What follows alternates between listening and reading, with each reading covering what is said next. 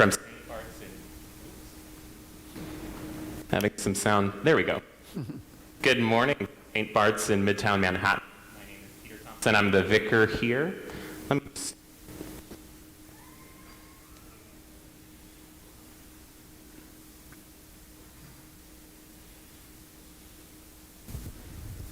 Okay, let's try that again. Sorry about that.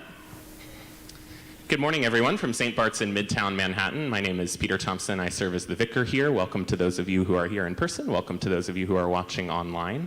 It's my honor and delight to welcome you to the Forum, where each week we explore important issues at the intersection of faith and the modern world. Today, we are very honored to have with us the new Chancellor of New York City Schools, David Banks. He is now, since January 1st, 2022, is the Chancellor of the New York City Department of Education, which is the largest school system in the United States. Before serving as Chancellor, he was the founding principal for the Eagle Academy for Young Men, an all-boys public school here in the city, and then the president and CEO of the Eagle Academy Foundation, which oversees several Eagle Academy schools in the city and Newark, New Jersey. He's a lifelong New Yorker who himself graduated from New York City Public Schools, and he's the author of SOAR: How Boys Learn, Succeed, and Develop Character.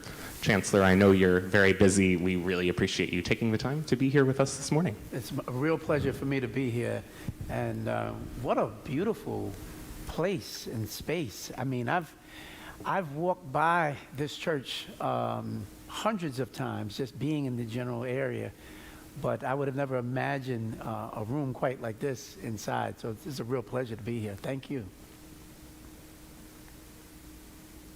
So we'd love to hear about how it's been going so far and what your vision for the school system is.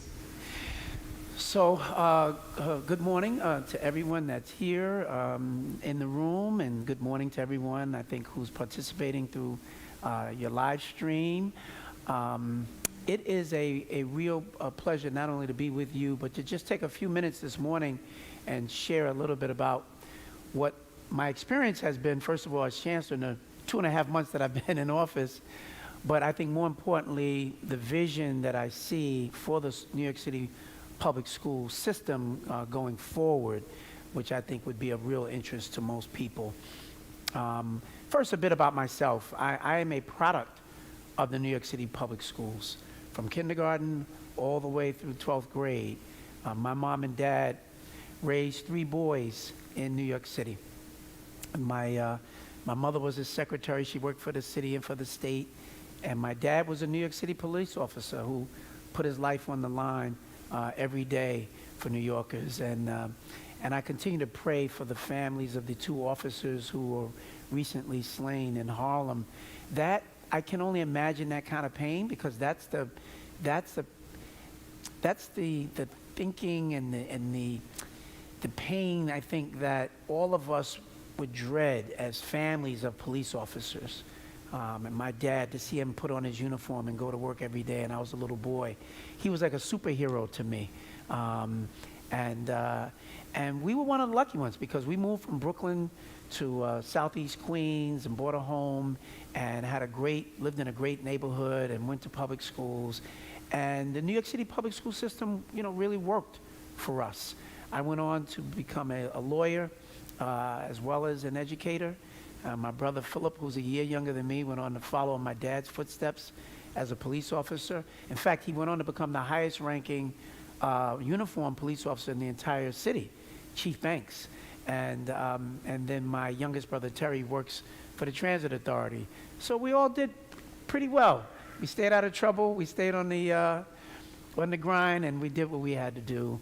But years ago, I was a young guy, and I decided to become a teacher. I did not go to school to become a teacher. I had not even taken one teaching course. But I said, well, let me just teach for a year or so and see if I like it. And it turns out that I loved it. I absolutely loved it. There's nothing that quite matches what it means when you see the brilliance and the light in a young person, and you help to get that light to shine even brighter. And that was it for me. And I said, this is what I'm supposed to be doing with my life. And I was a teacher in Brooklyn for a number of years, and then I became an assistant principal. And then I became a principal in the Bronx. And I had the chance to be the founding principal of 2 different schools, brand new schools, the Bronx School for Law, Government and Justice, and then ultimately the Eagle Academy for Young Men, which is an all-boys public school. It's not a charter school, it's not a private school. It was the first all-boys public school in New York City in about 30 years when we opened our doors in 2004. And after serving as its leader, I then moved over to head up the Eagle Foundation. And we put one of those Eagle Academies in every borough in the city and one in Newark, New Jersey. And so today there are 6 Eagle Academies that have 3,000 boys from grades 6 through 12. And we've graduated well over 2,000 young men and sent them to colleges and universities all across the country. And these particularly African American and Latino boys. And everyone would say to us, how in the world do you get these boys to believe in themselves in a system that fails far too many of them? And our formula that we put together is a formula of high expectations. It's a formula where we engage the parents, we engage the community, we provide internships. Every one of the young men has a mentor from the community. It's a very powerful concept. And it was my work in doing that Eric Adams, who I'd known for years, said, if I ever get to be mayor one day, I want you to be my chancellor, because I see how dedicated you are and I see how successful you are in the work that you're doing. And lo and behold, he became mayor. And I think I was the only official in the entire city that the mayor did not interview anybody else. He said, you will be my chancellor. And so since January 1st, I've stepped into that role. And it has been it's been a whirlwind. And I understand why it's such a challenge. It is a huge system, over 1,800 schools. You know, every neighborhood in New York City has at least one school. And the whole world lives here. This is an amazing place, New York City. And being chancellor provides me an opportunity to visit the entire city. And just people with different languages and culture and the vibrancy of New York. It's really wonderful. And I have thoroughly enjoyed my time there, even though it's the most challenging job that you could imagine. And it's challenging because of its complexity and size. And we have not done a good enough job of fully ensuring the education of all of our children. So the vision that I have for the New York City public school system going forward, and I gave a speech a couple of weeks ago at the Tweed building, which is the headquarters for the New York City public schools. I have 4 pillars that I've really been leaning in on. And in these 4 pillars really lies the message and the vision for what we're trying to do going forward. So one of the pillars is to scale, sustain, and restore what works. So here's what that means. We often hear in the press about what's wrong with the system. But there's an awful lot that's right about the system as well. But we never hear about it. And I want to begin the process of changing the narrative. I have visited 25 schools already in the 2.5 months that I've been in office. I visited a school on Staten Island that has a social emotional experience that they take all of their students through. It's an elementary school. I've never seen anything like this. And as I visited, I said, every school in New York City should see this and learn how to engage their kids in a much deeper way, particularly coming off of the pandemic. I went to Thomas Jefferson High School in Queens, and they have a career and technical education program that will just knock your socks off. Every borough that I've been in, there are gems across this city. Beyond the fight that we hear about Brooklyn Tech, Stuyvesant High School, Bronx High School, Science. Those are 3 amazing schools. You have to take a specialized exam to get in, but I'm here to tell you, there are other wonderful and amazing schools that you would love to have your own children in those schools. I've got to lift it up and help everybody to know about those schools for 2 reasons. One, I need the public to recognize that there are wonderful and amazing things that are happening. Because we have to build a greater level of trust with our parents and our families. Over the last 5 years, we've lost over 120,000 families have left our public school system. That can't continue if we are to continue to function in the way that we need to. So I need to rebuild a level of trust. But you have to give parents a reason to stay in the system as well. And so, and then the other part of it is the other schools across the city can get exponentially better if they see what their colleagues are doing. But the way the system is designed, everybody works in silos. You barely know what the school around the corner is doing. So I want to break down those silos. I want to incentivize sharing so that we're all learning from each other, so that even the really good schools can get better, because we can all learn and continue to grow and improve as a school. And then we can grow as a school system. So that's scale, sustain, restore what works. Then I want to reimagine as a second pillar, reimagine the school experience for our children. And that means a number of things. I want our kids to be much more civically engaged. You know, I know here at the Forum, you have these phenomenal conversations, whether you're talking about what's going on in Ukraine, or the first African, priest that was part, of your system here. It is critically important that our kids are also having these conversations and that they understand what's going on around the world. You can't be a citizen of the world if you have a neighborhood mentality, and that the only thing that matters to you is what goes on within the 4 blocks in which you live. We need our kids understanding, debating the issues of the day in New York, understanding the issues that are happening around the state, around the country, and around the world.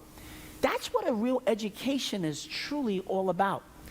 And we've got to build ways to integrate not just our schools, but our school experiences, where kids have got to learn much more deeply about other students and other people that don't look like them and don't come from the same culture. It breaks my heart every time I see what's happening with the Asian community or seemingly like a daily basis with this anti-Asian hate.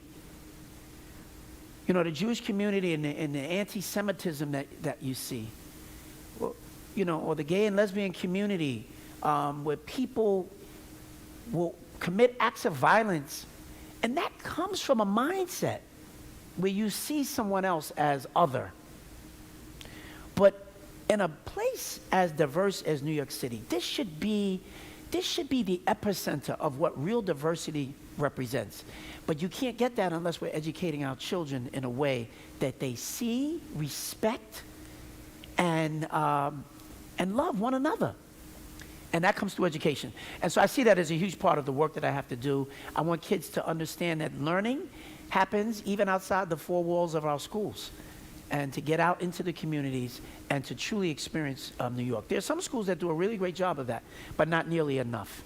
But also, ultimately, one of the North Stars of this administration is going to be that we want all young people to understand what the light at the end of the tunnel really should look like. I want kids to be able to graduate with an employable skill set, where they can really come out and be a part of this 21st century economy.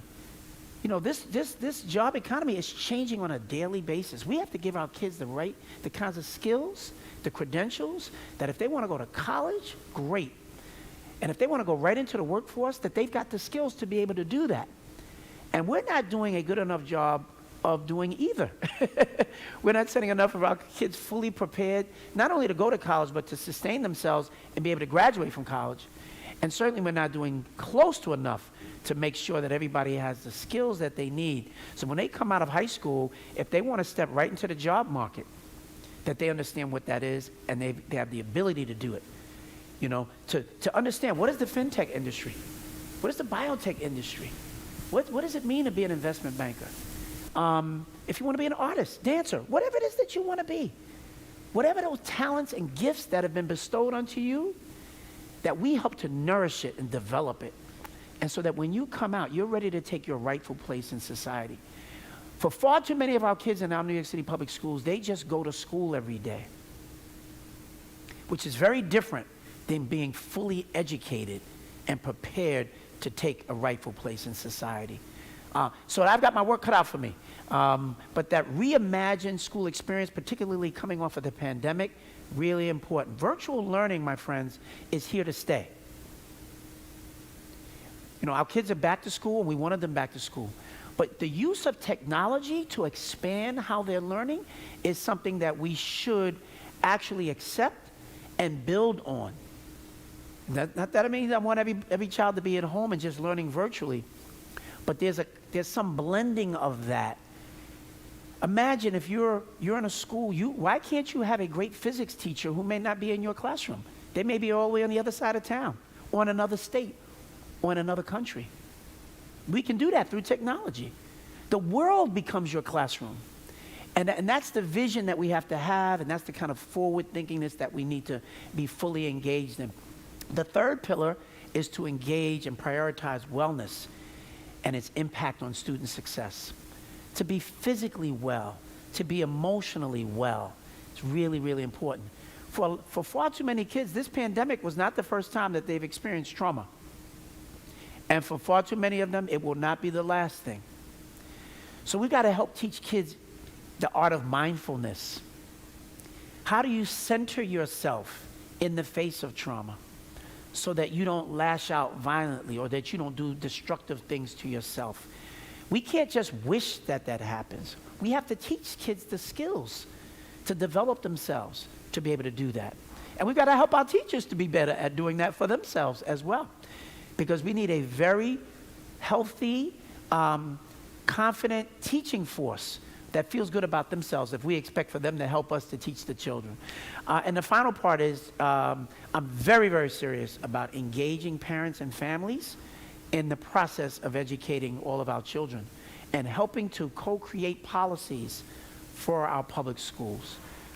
That's part of my DNA. I'm not a person that believes in making the decisions and then coming out and telling the parents this is what we're going to do and bringing the parents out for a photo op. I go to parents first and I say, what do you think? And every community is different. Different communities around the city have different needs. I don't believe in one size fits all. And so I want to be very respectful of each community. I want to be very respectful of our parents and our families and our children themselves. I want to be able to lift up their voice. They've got strong opinions too. And we can't say that we want them to be leaders one day if we don't give them a chance to practice that while they're in school. And so it's a big job, but I'm up for it. And I thank God for this opportunity to lead the largest school system in the country. Excellent. Thank you, Chancellor Banks. Those of you who have questions for the Chancellor can submit them via Facebook or YouTube. You can also email me, pthompson@stbarts.org. That's pthompson@stbarts.org. And if you're here in the room, there are question cards on that central table. You can hand them to Excel Bagumo, who's in the back, and she will make sure that your questions get to me. And I think I do see some New York City public school students in the room, so I'm especially eager to hear from you all. One of our vestry members, Craig Simmons, was very helpful in bringing you here, and he wanted me to make sure I asked you about your experience at the Eagle Academy and what you learned through that impressive experience that you now bring to this position. Well, your member here, Craig Simmons, has been a dear friend for many, many years. And we have both served as members and on the board of the organization 100 Black Men. 100 Black Men is a civic organization of professional men of color who have provided a level of leadership and support, particularly in the African-American community. And it started with people like David Dinkins and Roscoe Brown, Tuskegee Airmen, and so many of the luminaries, giants, and we stand on their shoulders in trying to provide leadership for the community. But in fact, it was the 100 Black Men as an organization, it's important to note that, which created the Eagle Academy. I was the founding principal of the school, but it was the organization that launched Eagle Academy. And the reason why that is important is because a lot of times we focus in on one individual, like this one individual is like a Superman. But that's not usually a well-sustained model. It's better when you have organizations that lean in and they've got the resources and the support and the will to make a difference. And we did. And I think what I've learned in all the years of being associated with the Eagle Academy is that if you are organized and if you have the deep will to make change, you can absolutely make change. There are a lot of people who thought that I was crazy to take this job, to be the chancellor. They said, you can't win. It's too big, it's too complex, you're facing too many challenges. But I think if I took that mindset, then nothing changes. And I think what Eagle Academy taught me more than anything else was that in a system where black and brown boys sit at the bottom of all the indicators of success, we were able to make a real difference. And I believe we can do the same thing with our public schools. At Eagle Academy, we got mentors from the community to mentor our kids. We're going to do that now for the broader system. At Eagle Academy, we provided internships and real-world experiences and exposure for our young men. We're going to do that for the entire school system. I want all of our kids to understand the power of possibility for themselves. It's hard to dream sometimes about being an architect if you've never met one. Sometimes it's hard to dream of being an investment banker if you have no idea what that is. So exposure helps to fuel dreams. And I believe that heading up the New York City public school system, I can recreate it as an ecosystem of support that helps to fuel dreams for young people. And those are some of the things that I learned at Eagle that I'm bringing with me now to this body of work. You mentioned earlier the specialized high schools and how much has been made about them and the admissions, and there's still a huge racial gap in some of those schools. I wonder if you can speak to your efforts towards equity, both in those schools and in the system as a whole. Yeah, I'm glad you asked that question. It's a very complicated question. I think the mayor has been very clear around saying he doesn't intend to change the admissions criteria, but what we intend to do are to open more specialized schools around the city. There's been a scarcity model that we have worked with for far too long. You know, we talk about the big three specialized schools. There are a few more, but we should have several more in a city this large. We should not have parents at each other's throats around a handful of seats at Stuyvesant High School. There are a lot of smart kids around New York who deserve opportunity as well. And so we're going to create more specialized schools that may have a very different set of admissions criteria. So that's something that we expect to do. The gifted and talented programs. You know, we hear a lot in the news about gifted and talented. We've got everybody vying for these spots. We have 1.1 million kids in the school system. You know how many how many gifted and talented seats we have? 2,600. Now think about that. Why is that? Why did you think there are only 2,600 like really smart kids? It's a system, it's a scarcity model that was designed that say there's just a handful of people that get to be in the winner's circle, if you will. And everybody else is fighting each other to be in that space. And here's what makes that a really crazy notion. Our gifted and talented programs, as we know them now in the New York City public schools, are not gifted and talented at all. They're just screened schools for some smart kids. The actual teaching that takes place is not even normed to the gifted and talented national system. So basically what we said is, we're going to screen, and if you're lucky enough to get in here and we put you in the room, you're now in the gifted and talented. But the actual teaching that we're doing is not, the teachers have not even been fully trained as gifted and talented teachers. We're doing a disservice to everybody.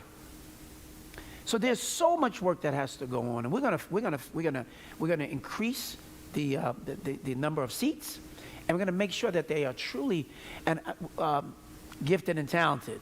And what I mean by that is we're probably gonna change the name of it, because all kids have gifts and talents. What the program really is it's an accelerated learners program. There's some of our kids that we know that they can read material and absorb it very quickly, and that's what the program is really designed for. It's not designed for if your gift or talent is that you're a phenomenal musician. That's your gift. You're born that way. You don't get into the gifted and talented program for that. So that's what I mean. It's not a program that's designed for all gifts. So we're going to figure out how we expand it, how we bring it to every neighborhood, and continue to build on that, because I believe that New York City deserves that. And that's the body of work that I'm going to be leaning into. We've got a lot of questions. It's kind of hard for me to keep up as they're coming in, including some from students and parents. One of the questions has to do with arts programs and the role that you see that arts has going forward. Yeah. Art, music, dance, theater, the arts. Feed the soul. And I'm going to do everything that I can to ensure the investment in the arts. Here's the challenge. We are still working in an environment where the public narrative is purely about test scores. And we value our schools based upon how well they do on standardized exams. And I think we do that to the detriment of a really holistic education, where we are quick in far too many of our schools to disassociate from the arts, because we've got to make sure the kids do really well on these exams. When all the research tells us that if you make deeper investments in the arts, they will, by the way, do better even on the exams, because you're developing the whole brain. And so that's what I'm going to be doing my best to try and make that happen. And I think we have a good chance of doing that, because I think coming off of the pandemic, people and the families and our parents recognize that we can't go back to doing school the way that we were doing it. Investment in the arts is hugely important. And our kids, when they get exposure to the arts, that's when you're developing the whole child, and that's what we need to be very focused on. So I've got a lot of choices to make in some tough economic times. You know, when you lose 120,000 families from the school system, dollars leave the system as well. And so though we've gotten some stimulus funding, that stimulus funding has a very short shelf life. And so I've got to be thinking constantly about the out years as well, and designing a system that will maintain itself while we are simultaneously trying to build a level of trust with our families and get more of our families to actually come back to the system. So it's a huge juggling act. I'm glad you brought up funding. A grandparent of a New York City public school student asked about budget cuts and kind of anxiety that they are hearing from their grandchild, and specifically, I guess, an increase in security in costs in the budget, and yet everything else is being cut. Do you want to just talk about how you make budget decisions in general? Probably the toughest part of the job. You know, the mayor instituted a 3% cut of every city agency, and the New York City Public Schools is the largest city agency. So of course the cut there is the most significant. So as we're trying to build out a vision for going forward, it's made just that much more difficult. But we're early on in the negotiation of the budget. I'm actually testifying tomorrow morning before the City Council. And so City Council plays a huge role here as well in advocating for the kinds of things that they think should remain in the budget. So there will be a lot of push and pull. So continue to advocate for the things which you think are really, really important, including the arts. And I think, so it's not simply my decision. It's the mayor, it's the city council. There will be a lot of back and forth, and hopefully we will land in a much better place where we will be able to have the things that all of our kids need. But I will tell you at the outset, I'm doing everything I can to ensure that those cuts land centrally and don't have a dramatic impact on school budgets. So that's a big part of where we are. New York City Department of Education has a bloated bureaucracy in many ways. Good people, though, really good people. As I've made my way around, I mean, they're smart, often, very committed, but lots of them.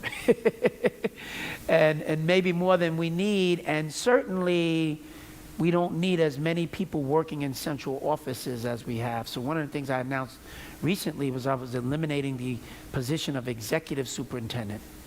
So within our schools, and if you have a child that goes to a school, and of course you know you have a principal, maybe an assistant principal, and you have the staff. Above the principal, by law, mandated, is a superintendent. Well, several years ago, we added another level of superintendency on top of that, to the tune of millions of dollars. That position, it's called executive superintendent, has not rendered enough value to the system, in my judgment, for us to maintain it. So I've already announced that over the next couple of months, that position will disappear and we'll save millions of dollars for the system. Then we've got thousands of people that are in these borough offices, and I'm going to redeploy all of those folks and push them closer to the schools and closer to the districts, closer to where the action is. I was a principal for 11 years, and so I know what it means that the job is really what goes on inside of the schools. And every budget decision that we make should be about how do we improve that quality of the learning experience. Teachers and kids, that's what school is. If you have teachers and kids, you have school. Everything else that moves beyond that is just a support to that. But that's what the job is. Teachers and kids, that's what school is. And my job is to ensure that everybody else is in alignment with direct support to those schools. And if you've got a job that is so far removed that if it went away, it wouldn't make a difference to any kid, it shouldn't be there. And so that's my job, is to identify those positions and have them go bye-bye and make sure that all the positions that we have real impact on what's going on for kids in school. I'm sure that doesn't make you popular with everyone. No, absolutely not. But I didn't come here to be popular, right? And but it has made me popular with teachers and principals who said, finally, somebody who gets it, somebody who's not here to be the defender of the status quo. I'm not, and I've told folks, it's not personal. I didn't hire any of those people, right? And I didn't take the job to be the defender of a system that is broken in many ways. Special education in the DOE is broken, and yet there are good people there. But our ability to provide the kinds of services that students with special needs have is dysfunctional. And it's a betrayal as far as I'm concerned. If you have a child who has whatever level of special needs, autism, dyslexia, like whatever it is, a system that has a $38 billion budget should be able to respond to those needs. And if you've got bureaucrats sitting in all of these offices, and yet we tell that parent, we don't have the ability to support you, I think that's unacceptable. And that's an answer that I hear from parents and families on a lot of levels about what we don't have in our schools. And yet I look around and see lots of people with budgets and staffing, and they're the ones telling me what we don't have for the kids in our schools. I'm looking at it with a third eye and trying to make those tough decisions to make a real difference. a student notes that you talk a lot about kind of development for the workforce and wonders, are there electives and other kind of enhancements and programs students can expect to see as part of that workforce preparation? Absolutely, and I'm glad that that student asked that. I've gone to so many schools. I went to Bayside High School a couple of weeks ago. That's the school that the mayor graduated from. It's not a CTE school. It's not a career and technical education school. It's a comprehensive high school. But every student in the school takes CTE courses, graphic arts design, and they've got all kinds of stuff that the kids they get exposed to. That's what I want to see for the entire system. Now, I'm not going to mandate what everybody does. I don't think that that's the right way for a chancellor to move. I think the schools and the school community should be engaged in the selection of the kinds of courses that they think would work well for their school community. But I am setting it as a North Star to say, kids need exposure to the world of work, even if that's not a career that they're going to go into. You don't always know at 14 years old what you want to do. I certainly didn't. I thought I was going to be an engineer. I thought I was going to be a lawyer. Then I thought I was going to be an engineer. Then I thought, listen, that's what it means to be young, right? You're free to think and imagine all kinds of possibilities for yourself. So, but you've got to expose kids to different things. That's what creates those aha moments for them. And that's the whole purpose of it, is to create more exposure so that they have an opportunity. And if you find something that you really love, to give you enough experiences there, and maybe you come out with a real certification where you can do something. So I'm going to leave it to the schools and the superintendents, and they will work together with the families and the students themselves to figure out what's best for their schools. It won't be a mandated thing. The chancellor said everybody has to take this course. That's not what we're going to do. But we're simply saying we're trying to set a framework for preparing kids in deeper ways for the 21st century economy.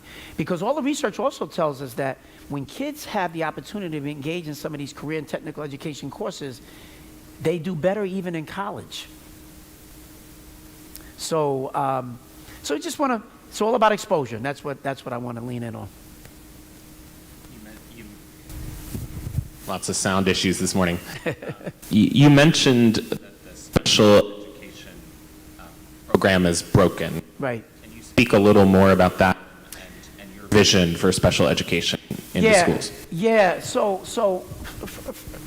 first of all, there are a number of things that are broken. When I started at Tweed, which is the headquarters for the public schools, there's a guy, he stands out in front of the building every day. He's been standing out with a sign for 10 years. His name is Bill. and his sign says, if we would just teach the kids to read. And I was on my second day in the office, and I got out of my car, and I went over to him. I introduced myself. I said, my name is David Banks. I'm the new school chancellor. And he said, oh, I know who you are. He said, and I wish you luck.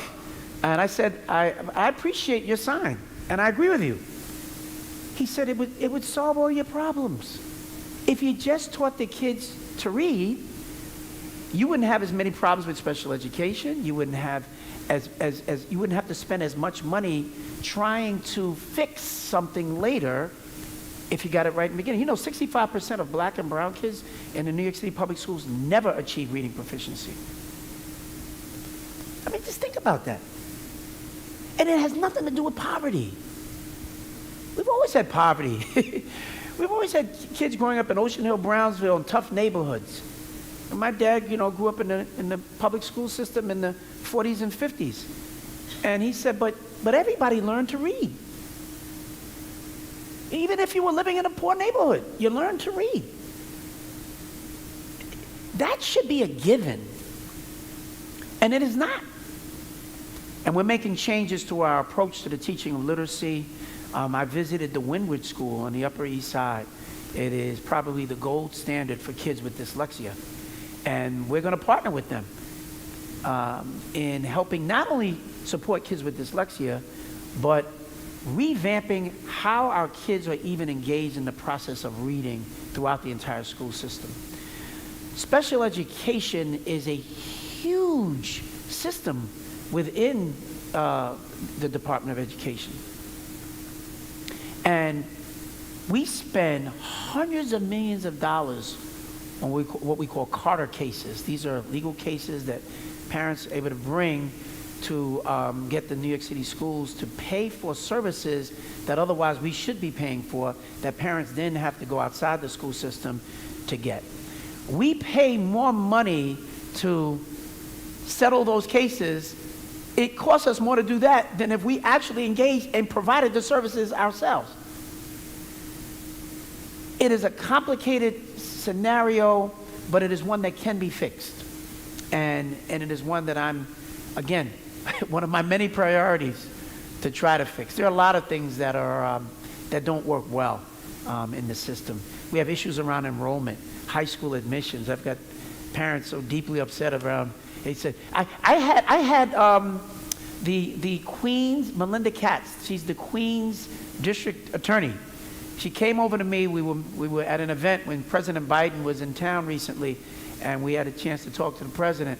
And when we were done, she came over to me and she said, I've got 2 kids that go to New York City public schools. So I'm very, invested in this system, and I'm really hoping that you can figure it out and get this thing turned around and get it on the right track. She said, and there's one thing I just want to mention to you. Your website. It's a disaster. If you wanted to create the most parent-unfriendly website, you have created it. Now, I didn't create it. It was already there before I got there. She said, I'll pay you $1 million just to let me help you fix your website. She said, it's horrible. And it's basically, it's almost, the message is almost, it's like, tell parents to go away. And I came back and I told my staff that. I said, admissions and special education, and this is broken and that is broken. We can't even get a website right. I worked at a small not-for-profit. We had a great website. I said, we got a $38 billion budget. We can't even get a website right.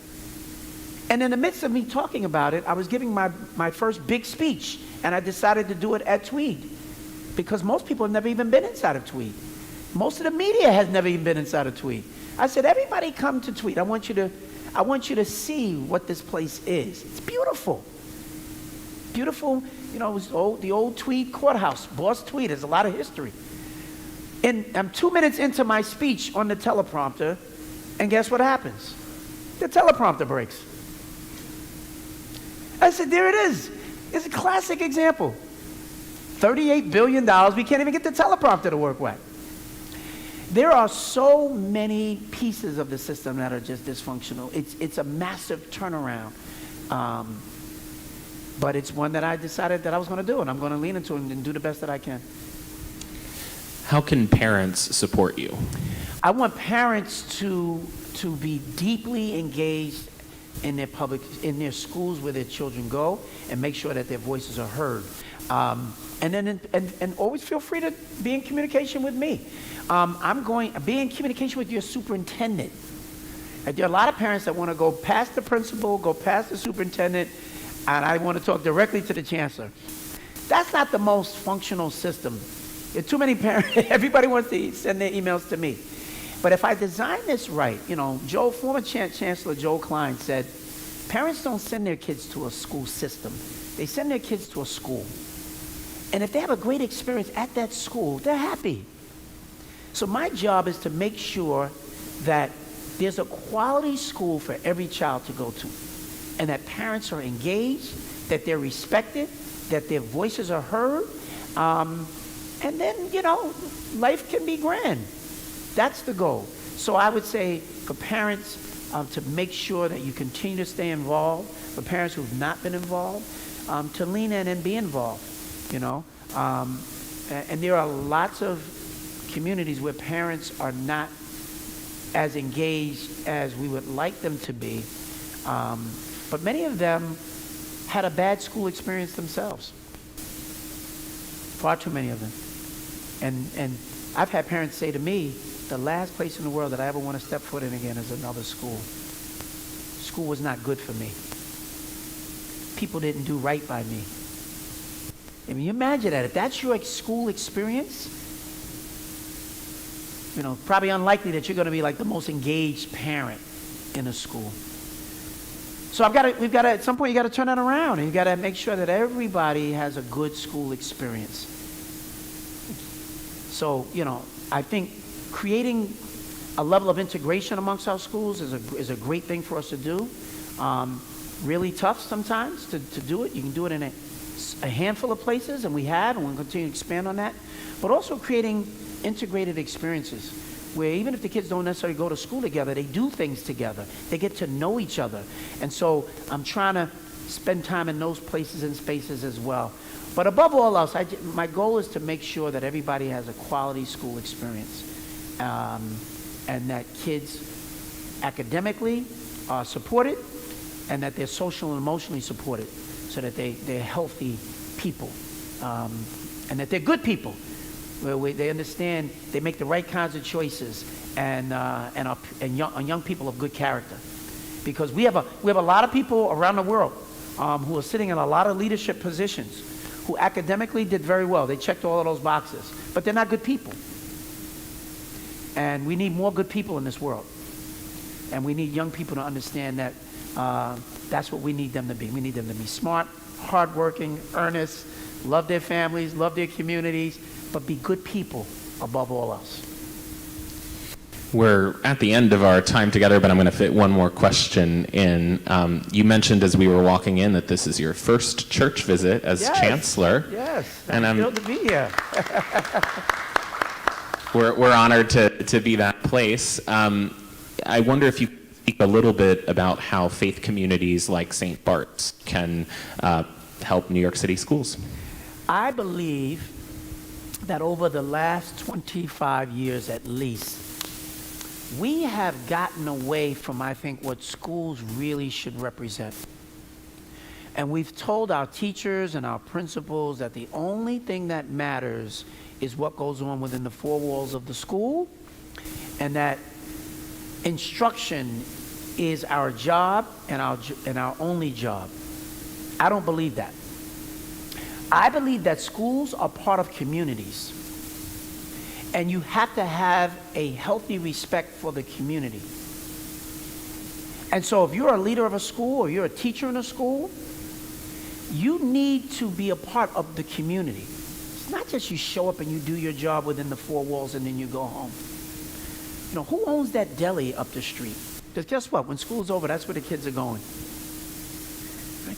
Not that we're indoctrinating kids in any particular religion, but the faith-based community, those are leaders. You're a leader in this community. You impact parents and families and lives. You are a leader in this community. Just like an elected official is a leader in the community. Schools should understand who the leaders are. They should understand what the fabric of a community is, and understand and respect that school exists as part of the fabric of a broader community. And the faith-based community is a part of that fabric in order to be seen and respected as such. And so that's a message that I want to continue to push. And the separation of church and state is real. And we can't say to kids, you ought to show up at St. Bart's on Sunday. But we can certainly say that the values by which a St. Bart's represents community and respect, tolerance, acceptance, are important values. And certainly the leadership of a district and schools should have you at the table as well, and other faith-based leaders at the table as we talk about our community. That's how I see public schools. Well, thank you so much, Chancellor Banks. Thank you for taking the time. I know you're a busy man to be with us here this morning. I appreciate it. Thank you so much. Thank you, everybody. And thank you to Craig Simmons for inviting me. Yes, thank you so much to Craig. Thank you, Devonte, and to the rest of your staff for helping make this possible. Thank you all for being here. We hope you'll come back for the forum next week. Our own Donald Romanek, president of the Episcopal Church Foundation, will be talking about money legacies and how we can reckon with the lessons we were taught about money as kids. So we'll join you next week at 10 a.m. for that conversation at the forum, and I hope you'll join us at 11 a.m. this morning for worship. Thanks again for being here.